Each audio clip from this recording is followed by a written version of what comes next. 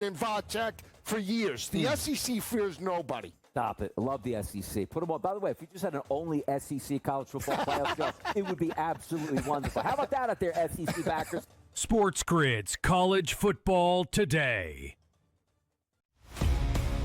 So the Mets, they went through a rough stretch where they were terrible, but, they win the series versus the Mariners. They're kind of turning things around just a little bit. Like, the offense has been there. You said they were in a playoff race. It's tough to say, they need to win. It's like trying to trust teams in different sports at the end of the season. But the hitters are hitting right now. Lean into the Mets, lean into the Phillies. These teams have something to play for, and they're cooking right now. Pro Baseball Today, only on SportsGrid. I think what you saw last year is it's tough to say, it's projectable. But I do think it's something that when you're taking shots here, you're looking for a bye-week coverage wide receiver on your roster or a guy that has upside who's young enough to grow into more of a role. I think the development of Bo Nix was stunningly good last year. If we can build on that again this year, I think Marvin Mims is a really good selection as the 57th wide receiver off the board. Fantasy Sports Today, only on SportsGrid. What does he do after he hits the home run? He walks over to the fan and he pats him on the back and gives him a high five. This is the same fan that's been going after him for the entire game. Dave Roberts after the game saying, hey, look, every once in a while, it's kind of funny to see Shohei, who's got this wonderful personality that we almost never see. It was great to see him do that with the fans. Newswire, only on SportsGrid.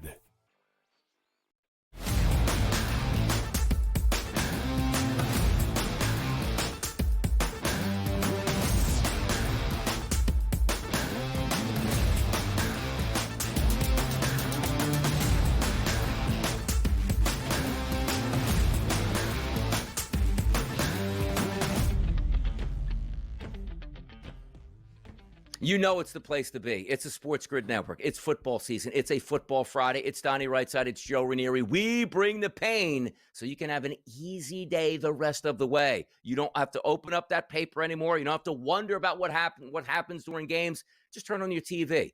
Let it sink in. The SportsGrid network is the place to be, and you know it is, and that's how we get down on a football Friday. Joe, I'm excited for this, but by the way, I've talked before, like playing sports, and particularly wide receiver, opening up seasons, which I've done many times, high school and college, you always figure like you're prepared. And the reason I'm bringing this up is like I've run a 7-yard slant on the first play of the game and feel like I ran a marathon and I have no idea how I'm playing 70 more plays. I'm exhausted because the hype, the energy, and the way you go. I'm in my late 40s now. I'm excited for the NFL season, but I feel like I'm already out of gas, Joe, and we only watched one football game. Help me out here, man. Help me out. The idea of just running a 7-yard slant, and I'm already taking 4 Advils, and I'm icing my hamstrings here, Donnie. Yeah. So, and I haven't even got up out of the chair. So I feel you, brother. I feel you. I'm telling you, the second win, we know how to do it. We know how to get down the business. And this is the 7-7, the hottest topics across the sports landscape, which we talked so much about that Dallas Cowboys Philadelphia Eagles game leading up to the game. We weren't disappointed right away. The pomp, the circumstance, the pageantry around, ring ceremonies and the trophy coming out on the field and celebrating in front of the hated rival Dallas Cowboys. There was hatred right off the bat, people. And in the 7-7, we talk about Jalen Carter. What are you doing, man? The best player on the Eagles defense, one of the best defensive linemen in football, spits on Dak Prescott, thrown out of the football game with a 15-yard penalty before he took a snap. It's opening night, brother. What are you doing? Well, I'll tell you what he wasn't doing, and that's playing. So congratulations, Jalen Carter. You should be really fresh for next week against Kansas City, I guess. Try not spitting on anybody next week. That would be really fantastic, especially opening night, 9 zillion cameras all over the place above you. How did you think this was? I mean, my goodness, man. But hey, listen, they were able to rally around at the Eagles and get it done, which ultimately is all that matters.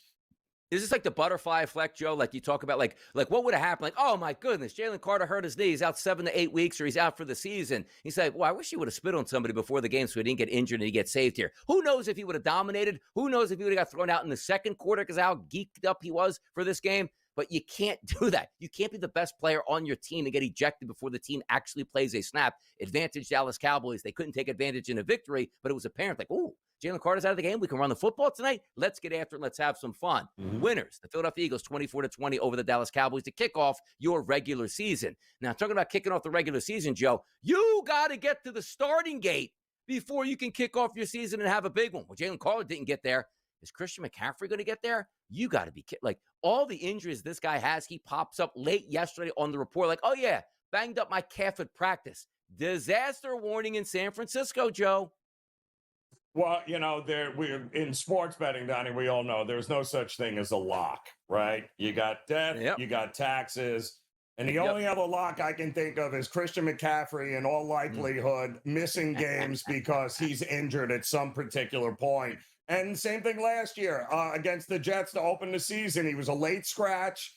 Then he's off. And the walk around the block a couple times. You play a collision sport like the NFL. I don't know how long it's going to last, but I honestly, I would be surprised if he plays this weekend. And if he does play, he's definitely getting injured or hurting that calf even worse at this point. Let's keep it moving. Nick Bonito, very good defensive end outside pass rusher for the Denver Broncos. He got paid, Joe, 4-year deal. Welcome into the money club, kid. And well-deserved, quietly under the radar, one of the best in the game. And also, I think, that defense, we're going to be talking a lot about that Broncos defense this year, and he is a big reason as to why we will. Yeah, no, there's a lot of, again, the question marks in the 49ers are bad question marks. Like, I just think they're all injured. I don't think they're going to have a lot of success this year. The question marks on Denver, Joe, for me are always, they should be really good this year, but if they're really bad, I can see it because maybe Bo Nix was really good and maybe he has a slump in this year. There's a lot of things to watch out for. But the one thing we do know, they got a really good head coach, and the sky is the limit for the Broncos and certainly for Bonito. That guy can absolutely get after the passer. Those are the guys you pay, and those are the guys that you like to keep around. UNC football, I'll tell you, they're not keeping around. Hey, Patriots, you want to send a guy down here to check out some of these players next year? You are not welcome on campus. So let me guess, they're banning the Patriots, then we want to ban his girlfriend, and sooner or later they might ban Bill Belichick. Maybe his card won't work if they get blasted again in another football game. Yeah, somebody ought to let Bill know. Bill, I hate to break it to you, man, Come on, Bill. You don't have anybody worth scouting for the NFL. Not now, not in Game 3, not in Game 5. So, let's not go that route. Start banning guys from organizations for a team that is going to be lucky to win, 2 games here, Donnie? My goodness. By the way, like, when you talk about like big flops, it wasn't as if UNC is like the super underdog coming into opening night. Oh my goodness, how can they compete here? And they're going to get smashed. Like, the vibes were high because it's Bill Belichick, and can he turn around North Carolina into a bowl contender or maybe into the playoffs in a couple years? I can't think of a more demoralizing moment. Like, you show up with all that fanfare where everybody, primetime game, it's all about you. You get smashed. It was probably so hard to go to sleep that night and wake up the next morning. Like, where do we go from here? So quick question, like, where does Carolina go from here? Where do they go? Well, I had told you, Donnie, after that game, I would not have wanted to be a North Carolina defender at practice all week, because all they probably did was tackle themselves because it was awful. So knowing Belichick, there were fumble drills, there were tackle, there were a lot of physical things going on at practice this week, and we'll see if it equates to better play on that side of the ball coming up this week.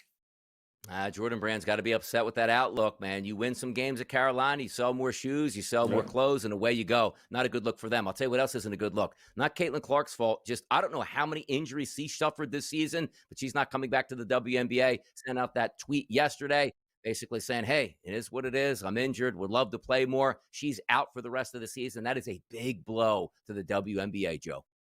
Yeah, it's a huge ball, but it's terrible for Caitlin Clark and the Indiana Fever as well. I mean, you want your superstars available to play if you're the WNBA, and unfortunately, she just can't do it this year.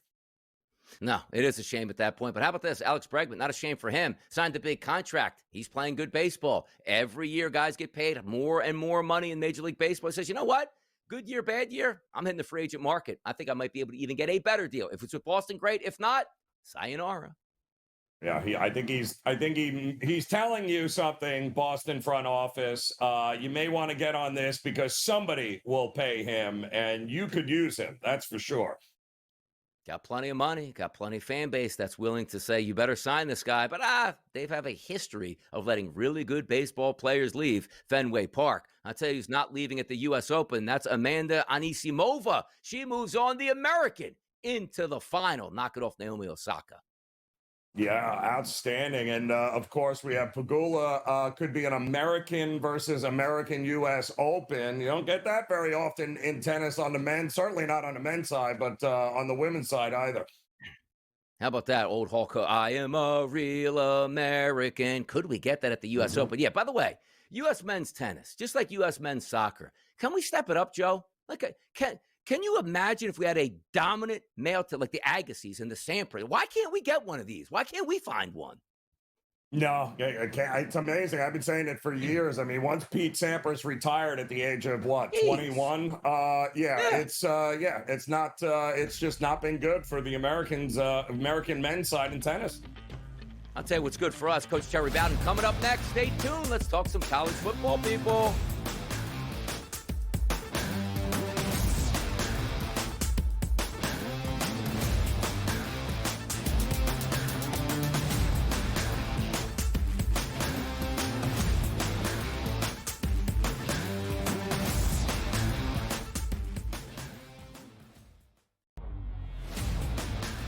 I was looking at through my phone at first. I'm like, why is there such a delay? And why are we getting pitch hitters right away? Oh, the pitcher got thrown out for some reason. Maybe he hurt himself. But no, turning out and seeing a brawl was absolutely hilarious to let that one play out. Just the way it is sometimes in baseball. We don't get a lot of good fights and a lot of good brawls and anger, specifically from two teams that aren't going to the playoffs. So good on them for showing that moxie last time. But it's good to see a little bit of a brawl and a little bit of that passion here. The Early Line, only on SportsGrid.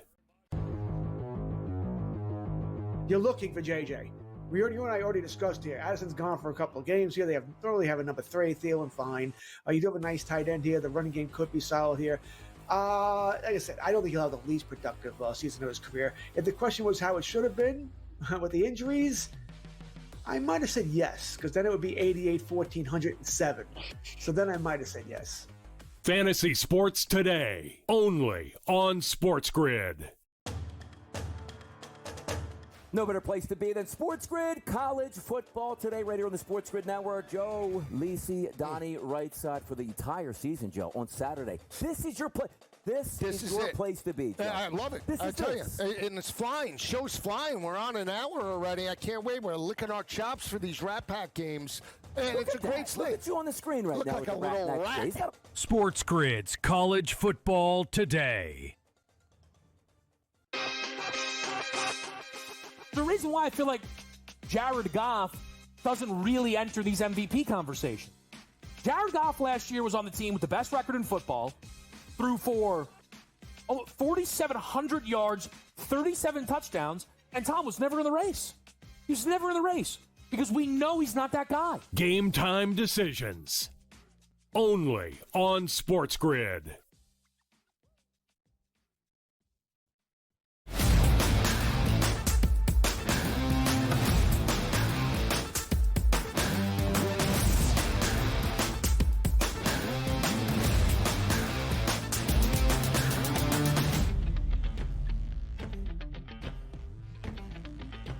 It is a Football Friday right here on the SportsGrid Network. And my goodness, get ready for the action, the anticipation, because we need a head coach that can tell us what the heck is going on in some of these environments. I'm Donnie Rightside. I'm not a head coach. He's Joe Ranieri. He's not a head coach. But you know what we got on now? Terry Bowden. You see him a lot on the SportsGrid Network on the Bowden Blitz with Joe Lisi. Terry, it's a Friday. We're ready. How about you?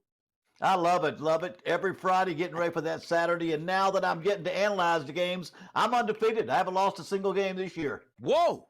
Whoa. Coach Bowden is rolling. That's coaching the game. That's coaching. That's not picking it. That's coaching it. You got it, Coach. Last week we had you on, and we're certainly going to have you on again on college football today. But the big game of the week last week was Ohio State and Texas. Very good defensive battle. Tough place to play. First-time environment in the shoe for Arch Manning. Let me talk to you about this week. You've been in this situation probably many times before. High expectations for Arch Manning. You lose game number 1. How do you coach up Arch Manning? Is it a lot of love coaching him up? Is it coaching him hard? And also setting him up for success in a game where Texas should roll this week? Now, both those things. One, you do have to put your arms around him and say, "Relax, calm down." He was a rookie in big games. The shoe is a difficult place to play. In a lot of ways, he was a rookie. He has started some lesser games, and so he's human. And he started out with that kind of performance. Sarkisian needs to give him a great game. He needs to have numbers. And Sarkisian said after the game, we need more explosive plays. So look for about 350 to 400 yards, 4 or 5 touchdown passes. That's what he needs. Steve Sarkisian can give him that against a San Jose State team that lost to Central Michigan. I'm just saying the best remedy is to have a big game, lots of explosive plays, the things they couldn't do against Ohio State. Coach, we spoke to you last week. I think you had a birthday party somewhere near Tallahassee, I believe there. Boy, that must have been some celebration after watching Florida State just smack down Alabama, huh? Yeah, the Knowles gave my mother her best 93rd birthday present she's had in a long time with that big win. You know, my dad's favorite team growing up was Alabama, so that was a big win in the Bowden family, I promise you. But, boy, I picked them to cover the spread. I mean, 13.5 points, but that kind of game could never have known it. I said it on X. I said it on the internet. What was Alabama thinking? There's a book on Gus Malzahn that's 50 chapters. Half of them against Alabama. They should have known what to defend against FSU. Yep. Coach, let me ask you a question because I love this. You know, when we say like back in the day in the 1990s, like, players weren't getting paid, transfer rules were tougher. Talk to me about now a college coach like Norvell that says, I'm going to completely do like a line change on my football team, have one off season with them and come out with that type of effort. That's unbelievable. The fast way you can turn programs around by getting a lot of players in the building. No, really, and coordinators. Look how many teams are changing coordinators mid-season at the end of the year. You don't hit on all of them. But if you hit on the right ones, and at FSU, it was Tommy Castellanos from Boston College at quarterback. Gus Malzahn is the coordinator with an offensive style that's very hard to stop. He pulled out all the tricks, all the specials. He's been calling plays in Division I, Power 4 for the last 15 years. And Alabama had no answer for it. You know, he was 6-6 against Alabama when he was at Arkansas and at Auburn and the places he'd been. So he had a good track record. Like I say, amazed that Alabama couldn't go back and study that video. I think they watched too much of 2024. But when you bring in that many kind of transfers, you've just got to hit on a few. And if you can hit on the quarterback, that could change everything. Coach, rivalries are always great, usually always favor the home team. But one of my favorite rivalries every year is the Cy-Hawk, where you got Iowa taking on Iowa State. And, Coach, the home team never wins in this game. It's always Iowa State hasn't won a game against Iowa at home in years. So what gives here? Well, I think Matt Campbell's a difference maker. I think he's one of the best coaches in the country. I coached against him when I was at Akron. He was at Toledo. Very few penalties in any game, very few turnovers, makes many. His players play great fundamental football, and Rocco Beck plays just like his head coach coaches. He goes out there, leads and manages, doesn't make mistakes, and at the end of the day, that's why you have to go with Iowa State in this game in Ames. How about this one, Coach? Monster game, 7:30 on Saturday night, Michigan and Oklahoma, the game of the weekend here. Michigan with a young quarterback going into a hostile environment. Talk to us about that Michigan-Oklahoma game. Slate favorite to Oklahoma here. Yeah, well, it's being played in Norman, and that's big. I've been in Norman twice. Billy Sims was a tailback when I played against Oklahoma. That'll take you back to the 70s. But Mayfield, when I took my Akron team over there, it's a great home field advantage when they're electric and when they're on fire. I think that's what's going on there. The biggest difference, a mature veteran quarterback in John Mateer, transfer from Washington State, against a Bryce Underwood who goes into the stadium as a true freshman. Even tougher on him than it was on Arch Manning. And look what Arch Manning happened to him at the Shoe in Columbus, Ohio. So, again, the difference in the level of experience of the two quarterbacks. And then the other thing, Brent Venables has taken over the defense. I was with Akron as an analyst when he was there. He loves to dial up explosive, exotic blitzes. He'll have blitzes for that quarterback that he has not seen in the first game. If Michigan does not run the well enough and have to go to the pass too early, the quarterback's going to be cut. They're going to come after that quarterback. That's why I've got Oklahoma in this game, mainly because of the veteran quarterback, but also Brent Venables running the defense. We got two experienced quarterbacks in South Florida and Florida, though, don't we, here, Coach? This might be a little bit closer than people think, huh? Yeah, but I'm not going to go there. It'll start out that way, but DJ Lagway have had Florida on a roll since the second half of last season. He's explosive. There's incredible confidence down there, and I think it stays close for a while. But Boise State against USF last week, 3 fumbles they lost, gave up a fake punt, missed 3 fourth downs. Everything went wrong at Boise. I don't think it's that much of a difference to a team that was 6-7. 7-6 last year. So I still have this game in Florida, even with the spread. And that may not sound like it should be, but if you go back and look at the two teams, I'm seeing 40s-17, 40s-20. I see it about right there, but I still see Florida on the roll because after this, they come to where they got LSU, Texas, and Miami. They better get this one by a comfortable score. He's our coach. It's Terry Bowden. Catch him on the SportsGrid Network on the Bowden Blitz with Joe Lisi. We'll see him tomorrow on College Football Today as well. Thanks, Coach.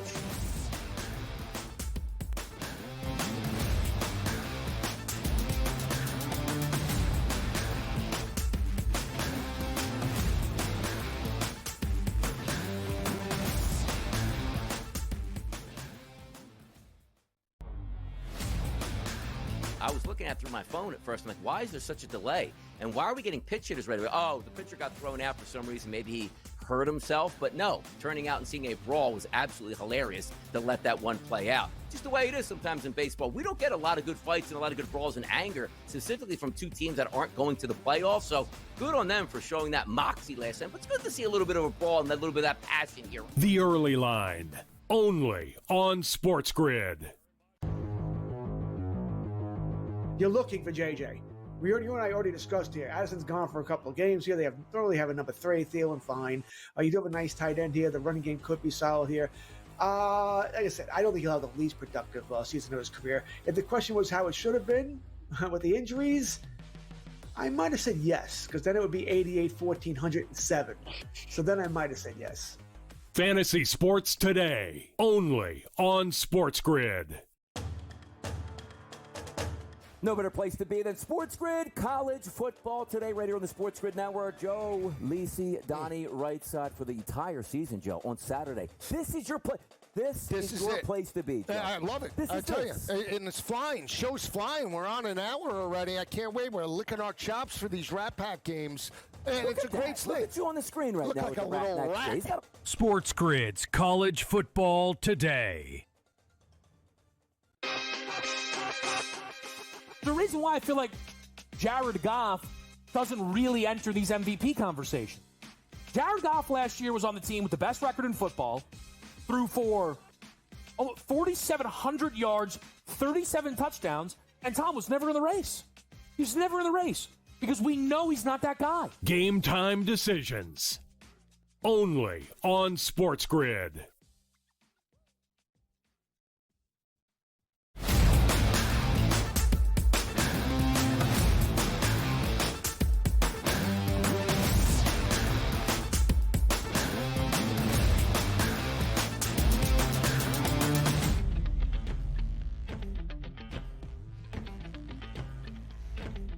Ooh, college football with Coach Bowden. You know you got to love that, people. But you know what else we love? You get excited because we watched the game last night, Joe.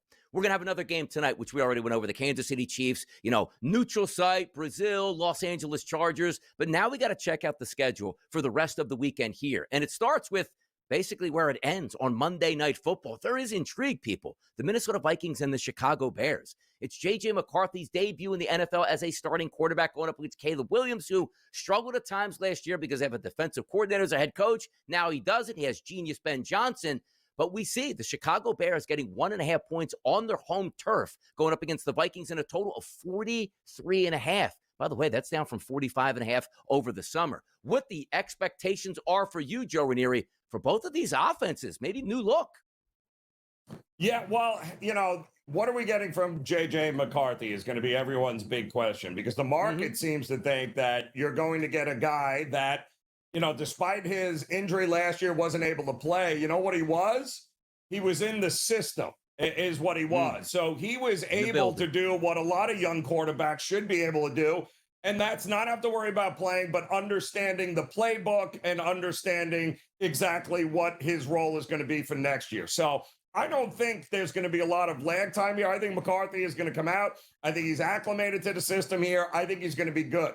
I am not, under any circumstances, a big Caleb Williams fan here. Ben Johnson aside, great young, offensive-minded coach here.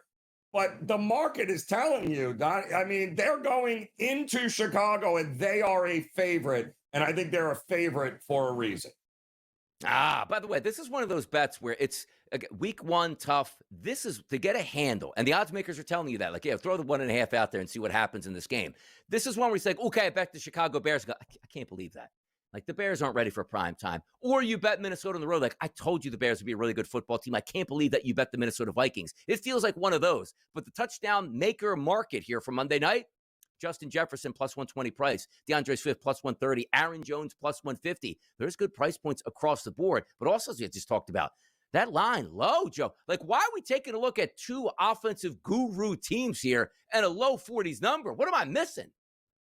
Well, I think one of the big reasons why Minnesota is the favorite is that defense. That defense goes on the road, and you know what's going to happen there. That team is going to go after Caleb Williams. And, and you know Flores is going to have him. And guess what happens when you put pressure on Caleb Williams? It's not good. I do think Chicago's defense is just as good. I'd be worried about some of these props here, Donnie, because how are we getting to 44 points? Like, to me, this is going to be a defensive battle back and forth. Mr. Jones and me. Remember that song? Well, we're talking about Daniel Jones at this point now. We're not back in the 1990s. We're in the here and now. The Miami Dolphins and Tua Tagovailoa on the road to take on Daniel Jones, who had that on their bingo card this year. And also, we just talked about a game on Monday Night Football, Joe. It's listed at 1.5.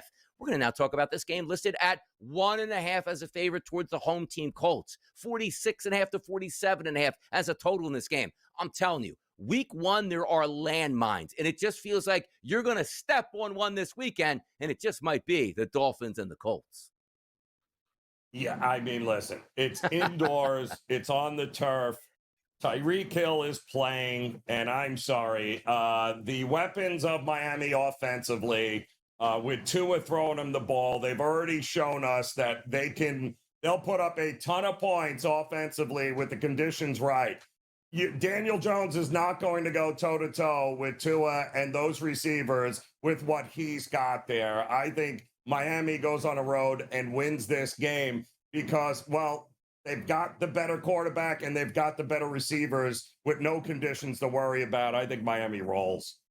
By the way, how are you playing Tyreek Hill in this game, Joe, right? Healthy to start the season. As you said, on turf, not a great football team here. His touchdown market is a plus 135. Do you look towards the touchdown as explosion, or how about just his usage rate, catches or over yards? Yeah, and I think Tua and has spent a lot of time this offseason talking about how they are on the same page and everything is kumbaya and he's going to get him the ball a lot, I think, in this game. So I like all of those angles.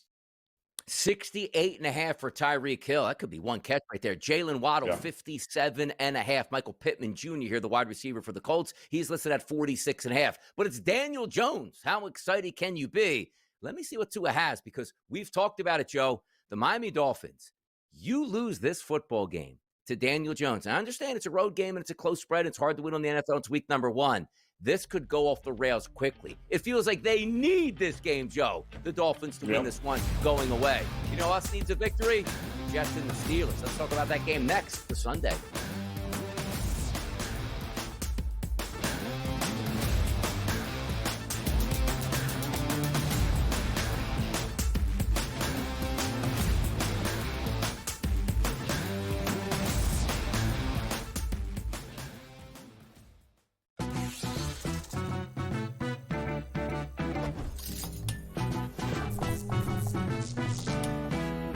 Get Guess what, golfers? Vegas isn't just casinos and pool parties. In fact, there are 50 golf courses within a 15-mile radius of the Strip, all boasting beautiful desert oasis landscapes. So, if you're looking for a break from the action, consider hitting the links. See you in Las Vegas. Let's get lucky. Donnie, the season is 6 months. 5 if you check out in September. You're gonna have a bad month. The Yankees had a horrible month, that is true. But beyond that, their regular season looks okay. They're gonna win their 90 games or maybe a little bit more and get to the postseason. What is everybody freaking out about? Everybody freaks out. It's the Yankee tax and the Yankee fan tax as well, where every single season you enter into the equation going like, it's championship or bust. Newswire, only on SportsGrid. Remember these names: AZ Fudd, Olivia Miles, Lauren Betts. Depending on who wins that lottery, that's going to depend on who goes what. If Washington wins, it's Fudd. She's from the area. If Dallas wins, they're going to bring Fudd to play with, obviously, Paige. If Minnesota wins, I think they go Miles with the point. If Seattle wins, they go with Miles, and the same thing with Chicago. Betting above the rim, only on SportsGrid. I don't like it. Does he think he's playing on the opening kickoff? Does he want to get a handoff at that point? I mean, he's involved in the program. Here's the problem with James Why do coaches even run out with the football team? Like, Andy Reid doesn't run out with the Chiefs. Yeah, but it's the NFL. This is college kids. They're college basketball. Do those they're guys like a run out father figure. Well, they used to be like a father figuring. Now the kids are making more than the coach. SportsGrid's College Football Today.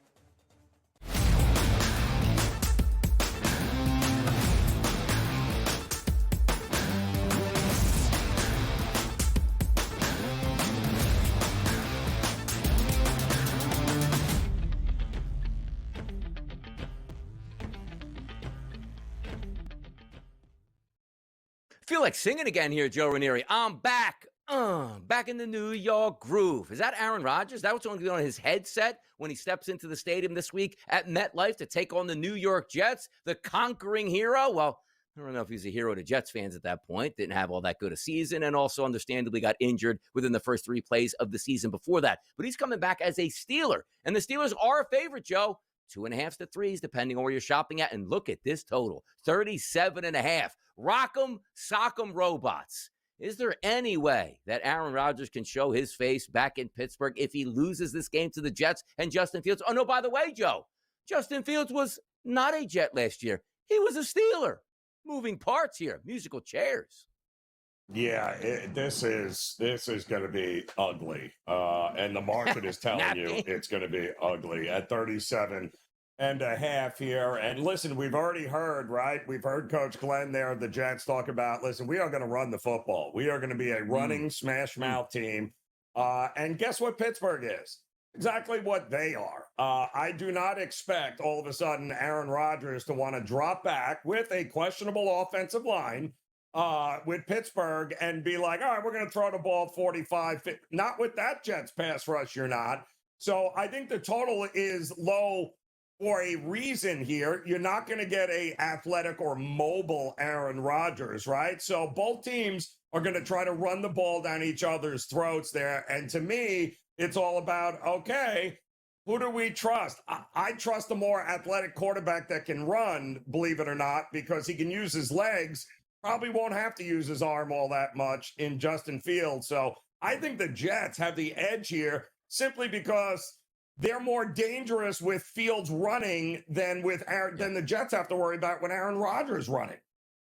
Yeah, Justin Fields rushing prop in this game, 42.5. Receiving props, which you know are going to be low from a Jets side because it's Justin Fields throwing the football. Garrett Wilson at 54.5. Sounds like a lot of yards, but he is going to be the main target all day long for the Jets. But you're right about this. We're not expecting this to be pretty. Somebody has to win, and they're probably going to win ugly in this game. Let's get to the Jacksonville Jaguars. A lot of expectations this year on the Jags. Why? Liam Cohen comes to town. You trade up in the draft. You got Travis Hunter. He'll start at wide receiver. But also, it's time for the Carolina Panthers to start to stand up and say, we might be able to be a player in the NFC South. The favorites, though, are the Jaguars at a 3.5-point line and a total of 46.5. I do have some good expectations for the Jaguars, but is this one of those games that you start week one and say, Well, Carolina's supposed to be an easy victory, and oh no, look, Carolina's got a young quarterback finally playing well with Dave Canales.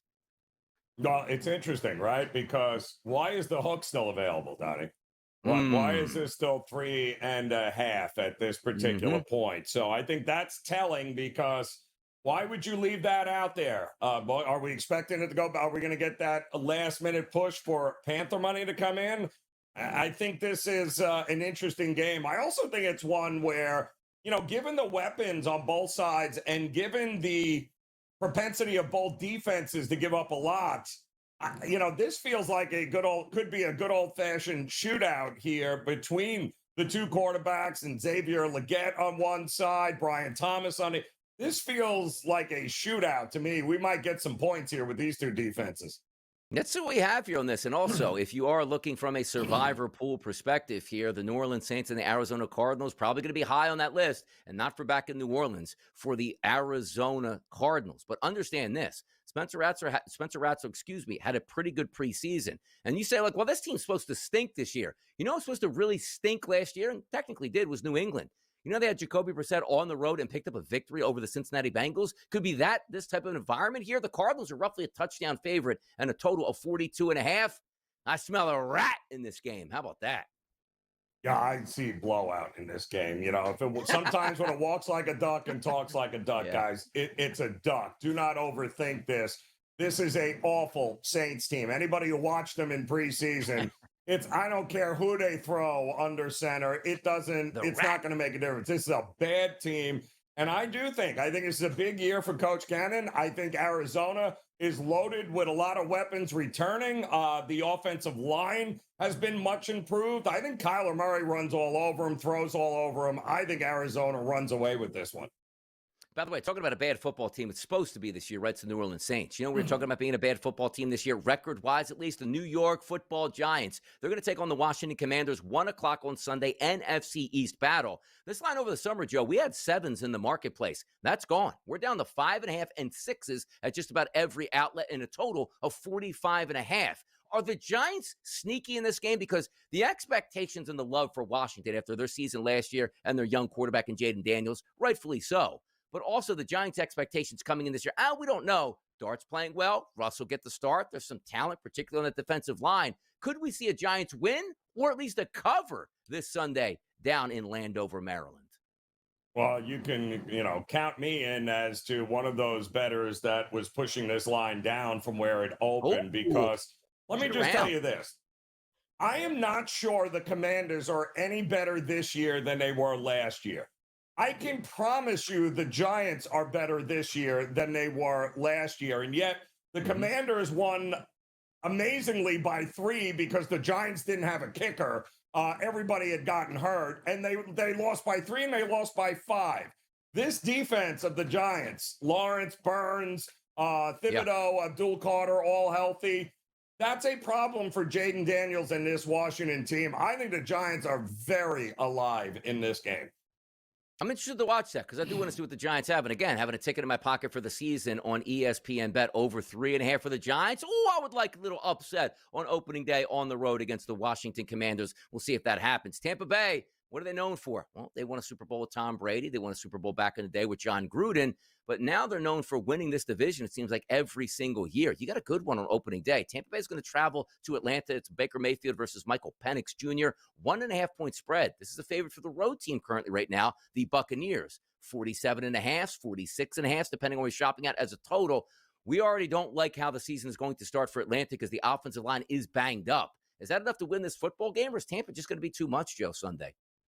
Well, this is a game that I absolutely love quarterback props. I love Baker Mayfield in this spot here. And we've seen some crazy shootouts with Atlanta and Tampa here. But, Atlanta's defense giving up, nearly 25 a game last year. And they focused more on getting Michael Penix Jr. help in the offseason than they did solidifying that defense. We know what Bowles is going to bring. We know what Rachaad White is going to bring. I think Tampa scores a whole lot in this game. I'd be looking to center my prop bets around Baker Mayfield over passing and touchdowns. Are you settling in here on some good quarterback play, which we are expecting for Joe Burrow and the Cincinnati Bengals? They played in the preseason. Congratulations. Now we start the regular season, and they take on the Cleveland Browns. Last year should have been an easy victory opening weekend there at home against the Patriots. They lost. Now they go on the road as 5.5-point favorites here and a total 47.5 to 48.5. Flacco and Burrow. Is it just too easy for the Bengals, or can we see something come up and rise like, oh, hey, got some good players on the Browns? Maybe limited, but they could win this, maybe. Home divisional underdogs since 2012. In week one, 18-4 against the number. The Browns will keep this game close. I don't care how many preseason games Joe Burrow played. The Browns will keep this close.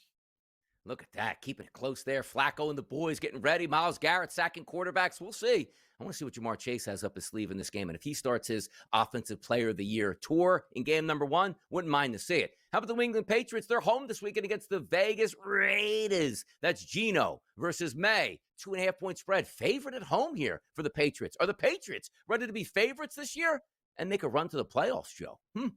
This number was higher, and I've seen nothing over the last month but Vegas money getting 3 points here, which has pushed this down. So the Patriots have become a very big public darling, and we haven't played a game yet. That would worry me. It would worry me here, Donnie. So, yeah, I would look maybe to tease the Raiders up and over. I'm worried about a guy's half muscle right now. Which running back is that? Find out next right here on the early line.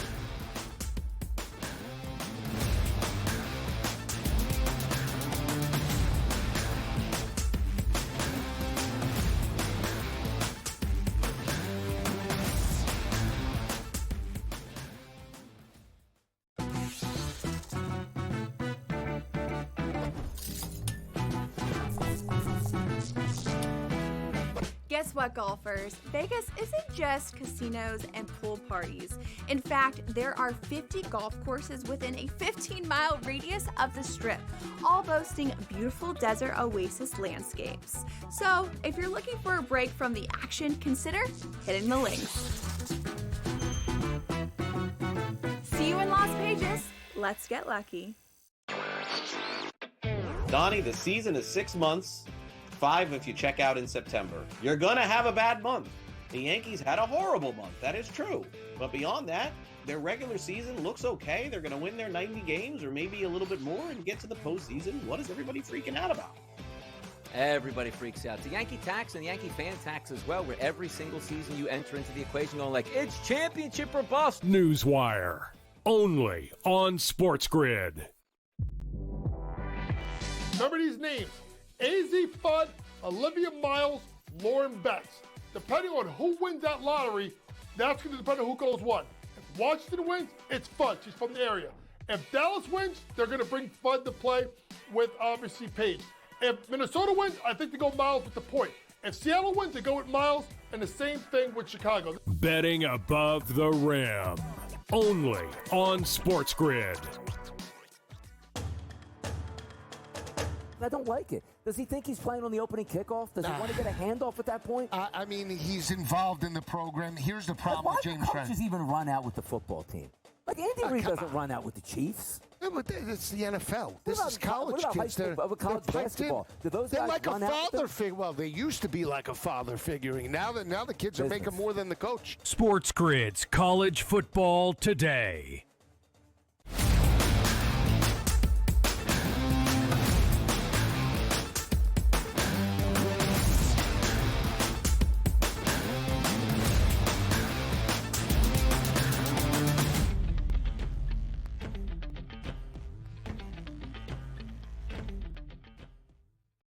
As the Joker used to say, riddle me this, Batman. Is Christian McCaffrey going to be healthy for game number 1 of the season, let alone game number 5, 7, 9, 10, 11, and 12? Those are the questions that we need answers, because popping up on the practice report midweek with a calf strain, that's never a good sign. And Dr. Donnie, I play one on TV. If that is a calf strain, he's not playing this weekend. And as I said before, Joe, if it is and he plays, he will get injured, and you might not see him from weeks to months after this game. That brings up an interesting dilemma here. Why? The San Francisco 49ers are on the road to take on the Seattle Seahawks. Divisional game, could be pivotal in the season. -1.5-point spread here. Favorite for the road team, San Francisco. Sam Darnold's going to make his debut for the Seahawks, and that total sits at 43.5. But you see the marker right there. Christian McCaffrey's on the left side of that screen. How effective can he be, Joe, with a calf strain already? Well, they're already in damage control here because, yesterday, right, he practice open to reporters early. He was on the field to start, but didn't go through the practice. And he's listed now as limited. And then, of course, his scheduled media session, guess what? That was postponed here. So they're already running interference for him here. And it's an issue. It's always been an issue, unfortunately, with him. Last year, he missed 8 games. I don't care how easy the schedule is. The 49ers are not the same team without a healthy Christian McCaffrey. Brian Robinson is not Christian McCaffrey. No. Yeah, I'm not running to the window backing anything with this 49ers team right now. Nope, doesn't look that way at this point. The highest spread of the week in the National Football League for week number 1, the game we're going to talk about next. The Tennessee Titans on the road with their rookie quarterback Cam Ward going up against Bo Nix, a young quarterback in the NFL that had a very successful rookie campaign. This line opened up at 7 in the summer. We now sit at 8.5 across the board. Is this too easy for the Denver Broncos, or is this one that you say to yourself, look, I think Denver wins. I don't know if they cover the spread, or can we be live with a rookie quarterback in his first career start in elevation?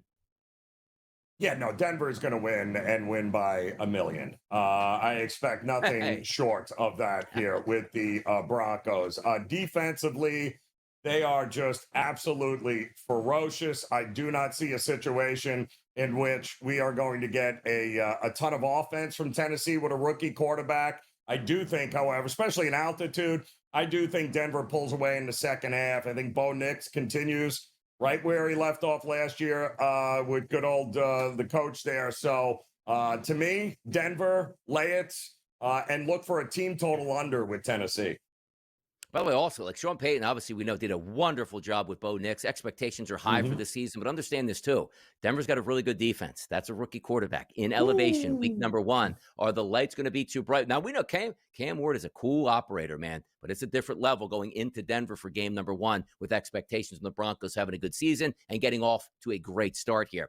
How about this one, Joe? 4:25 on Sunday. There's a reason why this is the primetime afternoon game. It's Detroit and it's Green Bay. The favorite, not Detroit. It's Green Bay at home. Green Bay just got Micah Parsons. We don't know if Micah Parsons is going to play. And if he does play, probably will be on a pitch count. But I got to tell you, I do agree with the line. I think the Packers should be favorite, and I think the Packers win opening day against the Lions.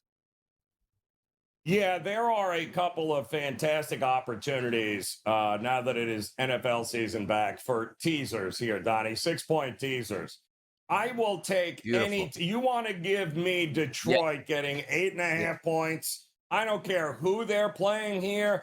I think this is going to be a fun one, but ultimately, even outside of the teaser, until I see it, Green Bay, I think there's a whole lot of hype around, Parsons here, but I'm still a little iffy on Green Bay. I would back Detroit, certainly in a teaser opportunity as well. You know what's funny about this too, Joe? Because we don't have the players are there. They're almost identical to what they were last year. Like the system is going to stay somewhat the same, I should say.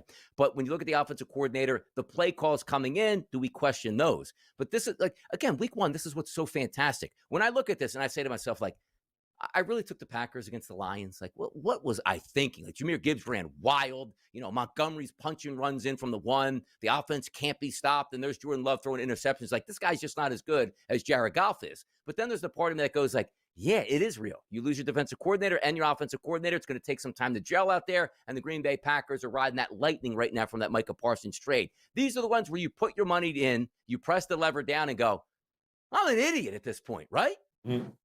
Yep. Well, I mean, especially Detroit swept the season series last year. They've won 6 of the last 7 against this team and coaching staff. I mean, to me, this is just a whole lot of hype for Green Bay and a whole lot of overreaction because of how everything ended last year for Detroit. 2 new coordinators.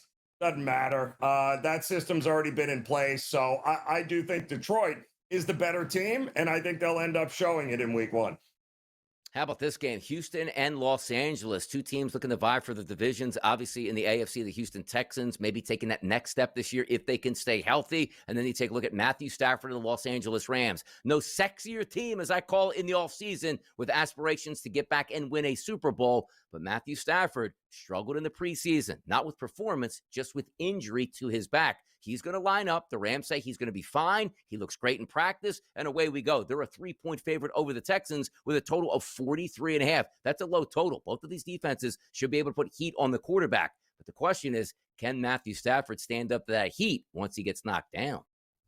Yeah, this feels like Houston is a live dog in this spot here. That is a legit defense that goes and gets after it. New offensive coordinator, by the way, for Houston and C.J. Stroud. Did not work out all that well for him last year. Started games off extremely slow, went MIA in the second half. I think things turn around for Houston this year, and I think they are live on the road inside. Good games, man. You said, like, those 2 4:00 games, Detroit, Green Bay, Houston, and the Los Angeles Rams. Make sure you have your ticket purchased where you can watch both of those games, or Red Zone for a couple whopper commercials during those games here. How Watch about that? it here. Come on. I'll be covering it on in-game live here on Sunday. So there's no reason to go anywhere but right here. Screen in the business, Joe Ranieri. Matter of fact, turn down the Red Zone if you have it on. Turn the sports grid up, people. It's the only way to watch. We'll close the show down in style next, people. During the commercial.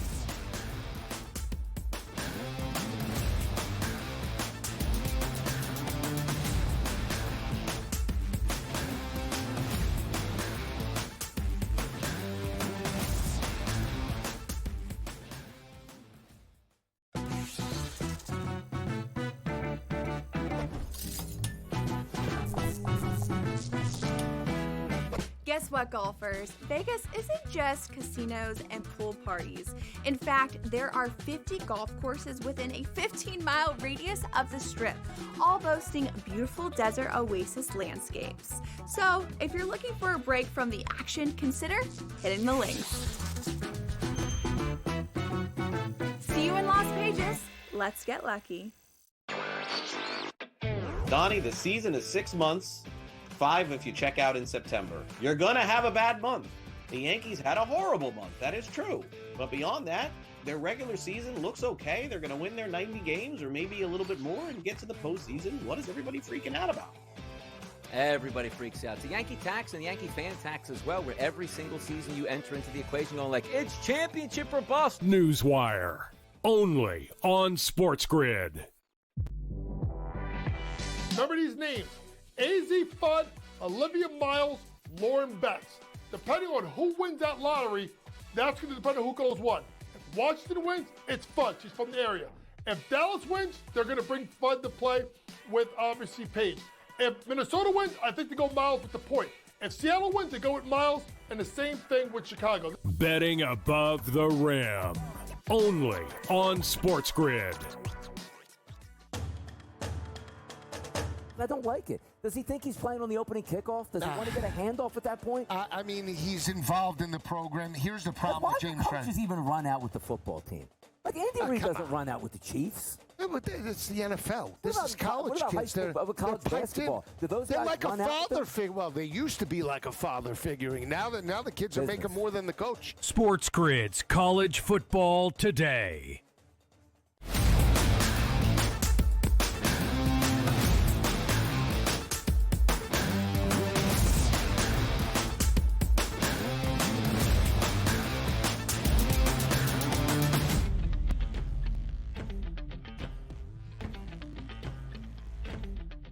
I think as the show is going on, Joe, I'm getting more energy. It's like, getting the power stone. Like, okay, I'm starting to feel the vibes. Like, oh, my back hurts. Take 2 Tylenol. In a half hour, 45 minutes, an hour, you do start to feel better. The voice has been a little bit weak this week, but there's no rest for the weary, Joe. When you got to bring the content to the people, you can't be dipping out. You can't be taking sick days. You can't be taking off in the month of September, Joe. Come on now. No. You got to man up. You got to get it done. It is football season, and now is the time to clear the deck, so to speak, and get it going. Little vitamin C, get it going, Donnie. Get it going. Yes. The vibes, keep them high here, and now's the time of the program. We like to reach out to the people and see what they think about it. Here's Fade the Public.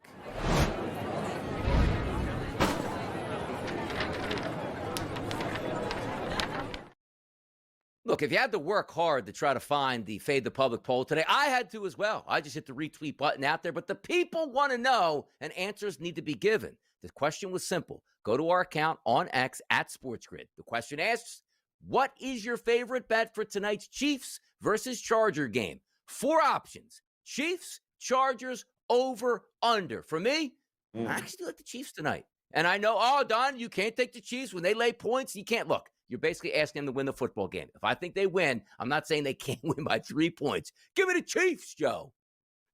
I love it. I am with you on the Chiefs all day long. I'm telling you, everything out of Chiefs camp and everything we saw in the preseason, to me, Donnie, it is all about opening up that offense and coming out firing, especially against a division rival and the Chargers here. By the way, Joe, is anybody out there going like, you know what? I think the Chiefs win, but I don't think they cover the 3. Is that like that threading the needle, like they win by 2 points in this game? How do they do it? Yeah, no, I think they win by at least a touchdown. I think that's what you're going to get. At least a touchdown. That's what I'm looking for here. And by the way, if you want some conspiracy theories, to get Taylor Swift to actually perform at the Super Bowl, they probably need the Chiefs in the Super Bowl. Hint, hint. Give the Chiefs the breaks here this season. Get them back to the Super Bowl. Tinfoil hat, Joe, but I'm just saying at this point right now. But you know what else the people need today at this point? They need winners. It's Friday. It's payday. Here's bye.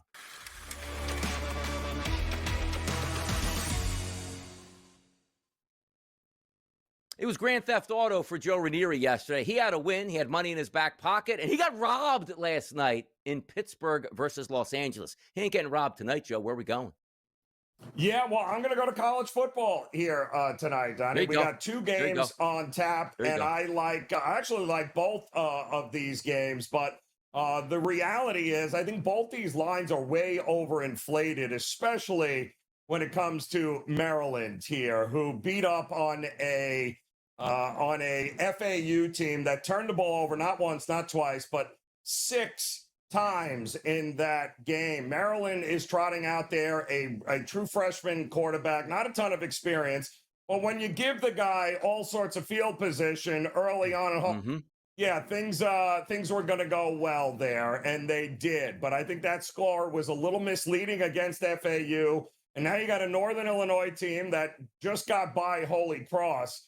But this was a Northern Illinois team, that got absolutely robbed of all its players in the transfer portal, all going to big time, top schools here. But what they have is a great program there and the ability to recruit and actually keep kids in the program without hopefully getting them to run to someplace else. Good defense. They've got a quarterback with experience. There is no way in the world Maryland should be laying 17 points. And this opened up, Donnie, was as high as 18 last week. So we're starting to see the buyback, and I agree with it. I think defense wins out, and Northern Illinois has got the better one here. So I like them to stay within this number. NIU, it's still say the hard way on the back of their helmets here, getting busy. Who was it? Jordan Lynch back in the day? Man, you couldn't stop that guy from action back in the day. For me, I'm going to keep it simple once again. I used Bet365 yesterday on a rushing prop in the game for the Philadelphia Eagles, over 1.5 rushing touchdowns at a minus 140 or so price. Today, I'm going to go again, over 1.5 rushing touchdowns. Well, Donnie, which team are you going to pick tonight? Is it going to be the Chargers or the Chiefs? How about both, people? How about I get 2 total rushing touchdowns in this game that we saw 5 last night? Running is the new passing, people, and that's where I'm going with my best bet. Kansas City versus Los Angeles tonight. Rushing touchdowns over 1.5 for the game. Doesn't matter. The punter could get one of these, and Andy Reid could get a rushing touchdown, and it'll still cash it for us. That's how we get down. It's Joe Ranieri, it's Donnie Rightside, and we are going 2-0 on our buy bets to end the week out here. Keep the vibes high. College football today, tomorrow. Pro football on Sunday. Pro football tonight. Lovely people. And you know what? We'll see you bright and early once again on Monday morning.